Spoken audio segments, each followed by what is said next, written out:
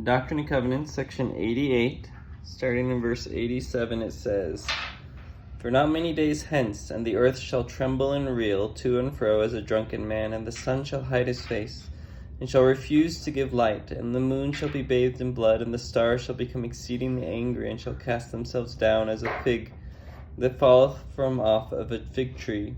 And after your testimony cometh wrath and indignation upon the people.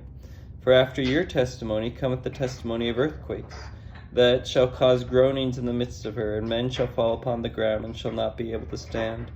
And also cometh the testimony of the voice of thunderings, and the voice of lightnings, and the voice of tempests, and the voice of the waves of the seas, heaving themselves beyond their bounds. And surely all things shall be in commotion, and surely men's hearts shall fail them, for fear shall come upon all people."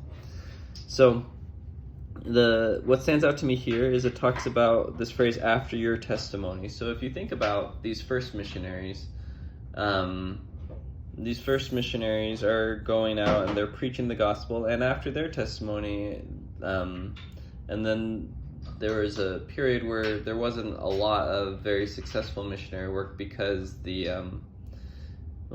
saints were expelled out west, right? And then after their testimony came the Civil War. And the Civil War is a pretty cataclysmic thing in the United States, at least, where it could be that all things should be in commotion. I imagine that's how it felt.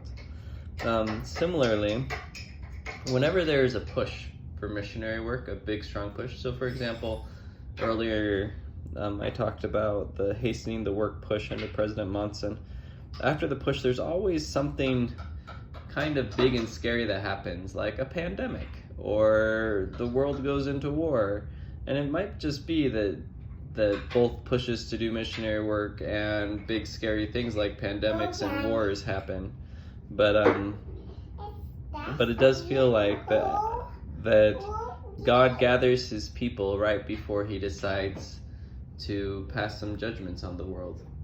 And so yeah, it's giving people a chance.